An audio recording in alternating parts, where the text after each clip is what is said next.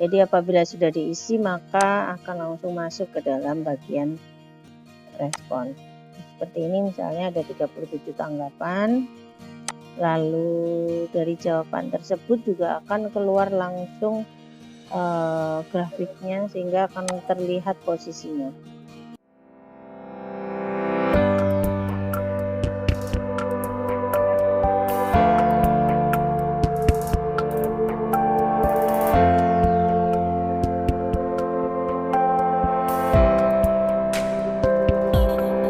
Semuanya, kita berjumpa lagi di dalam video tutorial. Kali ini saya akan membahas tentang cara membuat angket kepuasan pelanggan atau angket pengguna atau angket kepuasan belajar atau bermacam-macam angket yang lain. Untuk membuat sebuah angket ada banyak aplikasi yang bisa kita pilih. Salah satunya yang menurut saya paling mudah dan mudah didapat adalah dengan menggunakan Google Forms. Mengapa dengan Google Forms? Karena rata-rata setiap kita yang memiliki ponsel Android atau smartphone atau telepon pintar itu semua pasti memiliki akun Google. Caranya mudah sekali untuk bisa membuat angket menggunakan Google Forms. Kita langsung latihan membuatnya ya. Yang pertama, kita bisa cari alamatnya adalah Google Forms. Nah, saya ketik di mesin pencarian ini. Lalu hasilnya adalah seperti ini. Silakan diklik pada pilihan yang pertama ini yaitu www.google.com/forms/about. Nah, di sini kita klik dulu. Bapak Ibu akan masuk ke dalam halaman dari Google Forms. Ini ya alamatnya google.com/forms/about.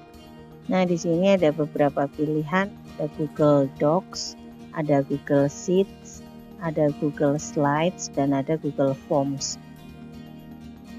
Nah, apabila Bapak Ibu memiliki akun bisnis atau G Suite, silakan pilih yang di sebelah kanan ini G Suite ya. Tapi apabila Bapak Ibu memiliki akun Gmail biasa atau yang personal, silahkan pilih yang di sebelah kiri. Klik di bagian biru ini, go to Google Forms.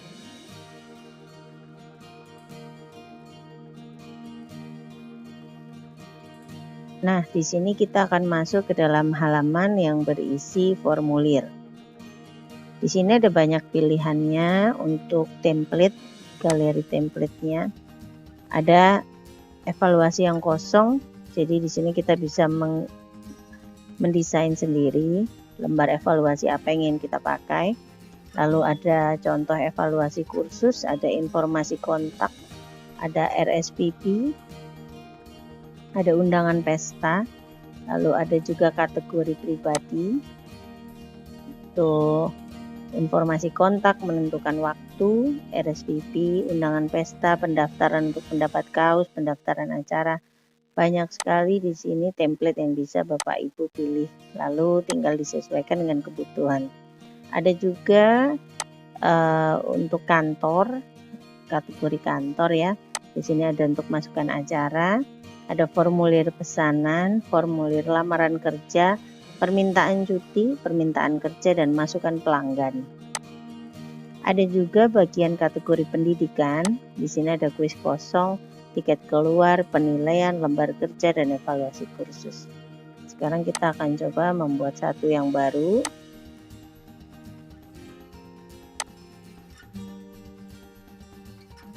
Nah, kita akan buat misalnya evaluasi kursus. Evaluasi kursus ini biasanya saya gunakan untuk membuat angket mengenai pembelajaran yang sudah saya lakukan terhadap peserta didik saya selama 1 semester. Nah, di sini di bagian pertanyaan, di sini akan ada judulnya, evaluasi kursus. Ini bisa Bapak Ibu ganti ya. Misalnya evaluasi pembelajaran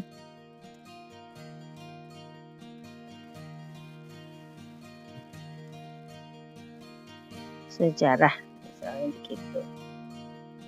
Nah, di sini juga bisa diganti. Harap berikan masukan tentang kursus yang baru Anda selesaikan, termasuk masukan tentang struktur, konten, dan instruktur kursus. Ini misalnya kita ganti tentang pembelajaran.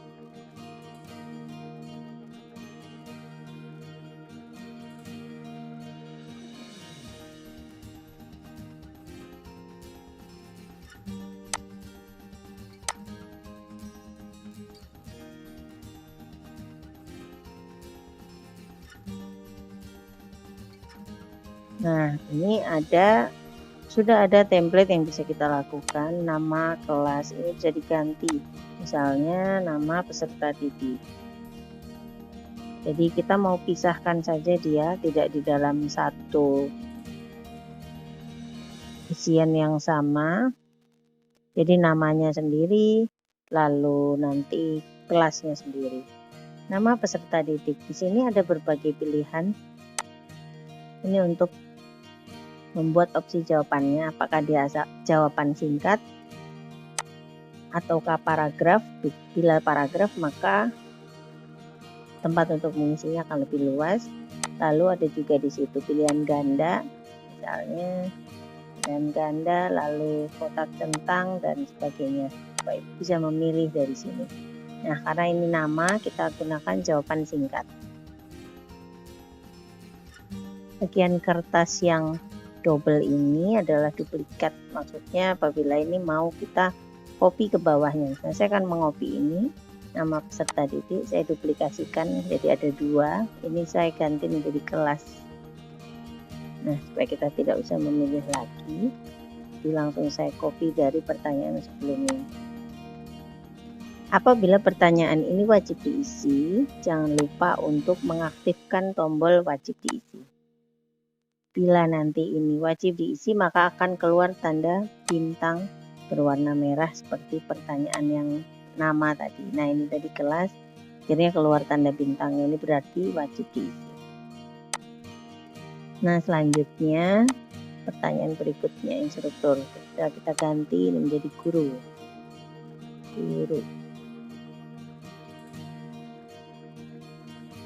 Pengajar. Kita pilih teks jawaban singkat. Selanjutnya, nah ini tingkat usaha. Misalnya ini kita ganti saja karena semua pertanyaan yang ada di sini bisa kita edit. Nah, tingkat usaha ini tadi ya. Tingkat usaha yang Anda lakukan dalam pembelajaran.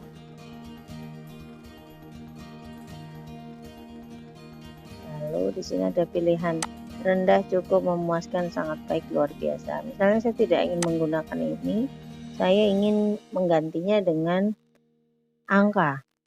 Jadi kita ganti angka 1, 2, 3, dan seterusnya.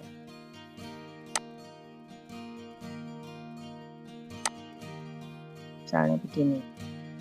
Nah, apabila ini wajib diisi, jangan lupa untuk mengaktifkan. Nah, setelah itu kita masuk ke bagian berikutnya. Oh iya, ini tadi apabila mau ditambah lagi di bagian tingkat usaha, silahkan isikan di sebelah sini.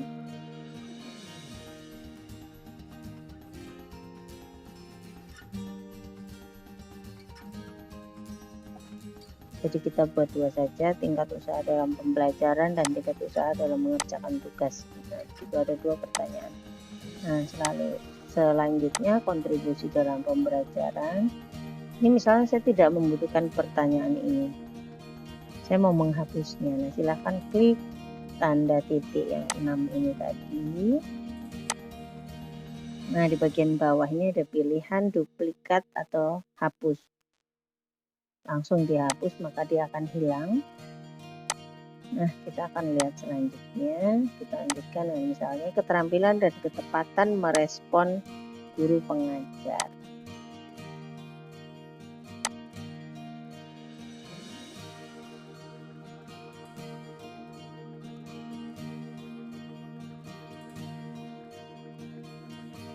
Ini baris pertama. Instruktur adalah pengajar atau praktisi yang efektif.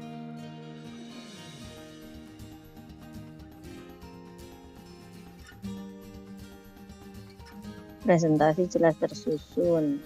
Guru menstimulasi minat peserta didik.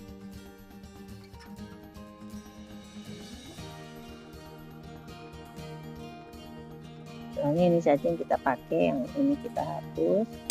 Kita hapus langsung di bagian silang ini, langsung terhapus. Jadi dia hanya punya 3 pertanyaan untuk bagian keterampilan dan ketepatan.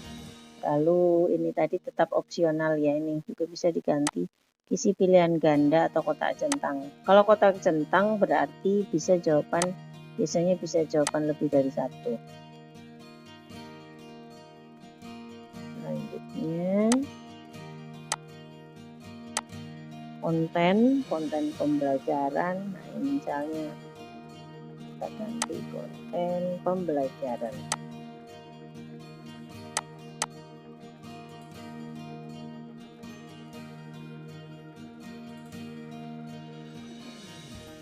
Tujuan pembelajaran jelas, konten tersusun dan terencana dengan baik,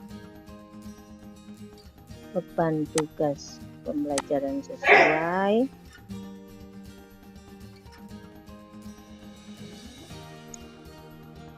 nah, kita hapus aja, misalnya ini ada 3.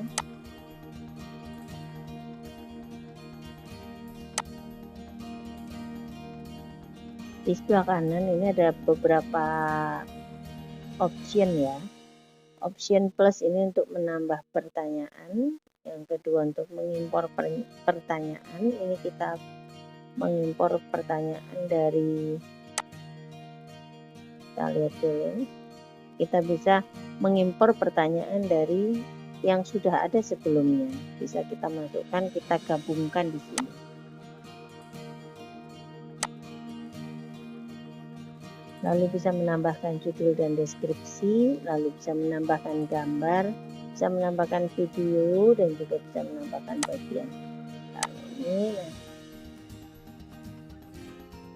aspek apa dari pembelajaran ini yang paling dirasa penting?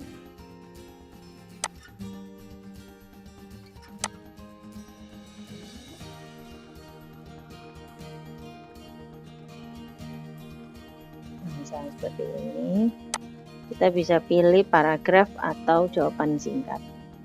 Kita pilih paragraf. Nah selanjutnya supaya lebih cepat kita hapus saja dulu. Apa saran ini biarkan saja, apa alasan Anda memilih kursus ini, kita hapus saja bagian ini, pertanyaan alasan. Nah kita klik tanda 3 tadi, tanda 6 tadi, lalu hapus.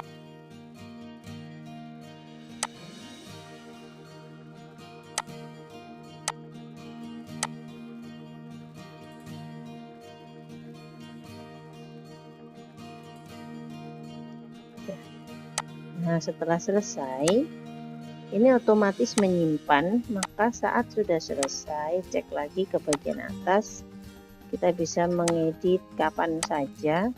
Nah setelah itu kita bisa langsung mengirimkan evaluasi ini kepada peserta didik. Caranya adalah klik kirim. Ada beberapa opsi, kirim melalui email, kita juga bisa kirim melalui tautan atau link. Nah, di sini bisa juga disematkan HTML. Misalnya kita kirim ke dalam tautan, ini kita juga bisa perpendek URL-nya supaya lebih ringkas. Nah, di sini ada keterangan, bisa tekan Ctrl C untuk mengopi misalnya. Kita salin atau kita tekan Ctrl C sama saja. Setelah disalin, bisa langsung kita kirimkan di WhatsApp. Misalnya kita mau kirim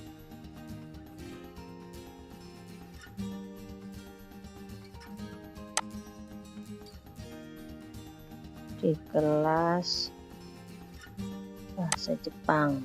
Seperti ini.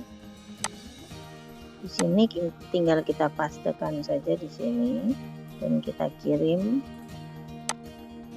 maka otomatis akan terkirim.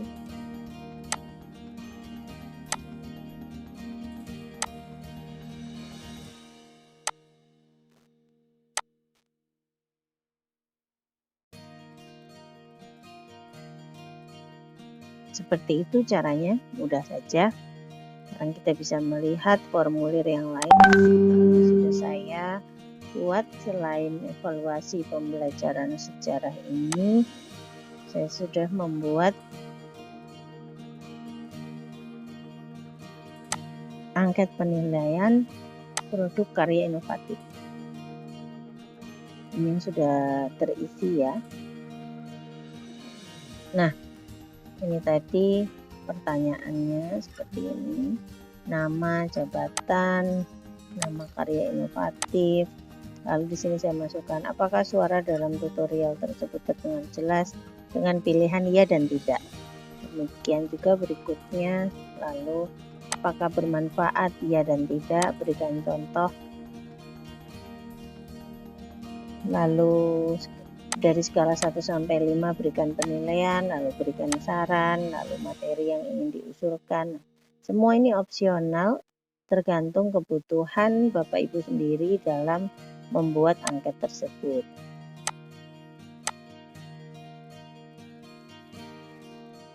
Kita bisa melihat tanggapan atau respon langsung. Jadi apabila sudah diisi maka akan langsung masuk ke dalam bagian respon.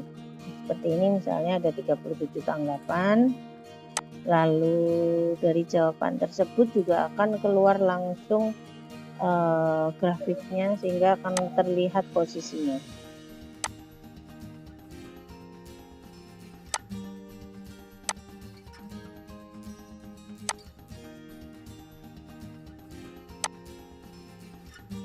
Semua isian yang masuk akan langsung terlihat grafiknya, lalu juga bisa terlihat hasilnya langsung. Demikian juga bila kita membuat isian jawaban singkat juga langsung terlihat hasilnya di sini. Baiklah, demikian untuk tutorial pembuatan angket. Semoga membantu dan semoga berguna selama masa belajar dari rumah. Terima kasih dan sampai ketemu di video selanjutnya. Salam sehat dan stay at home.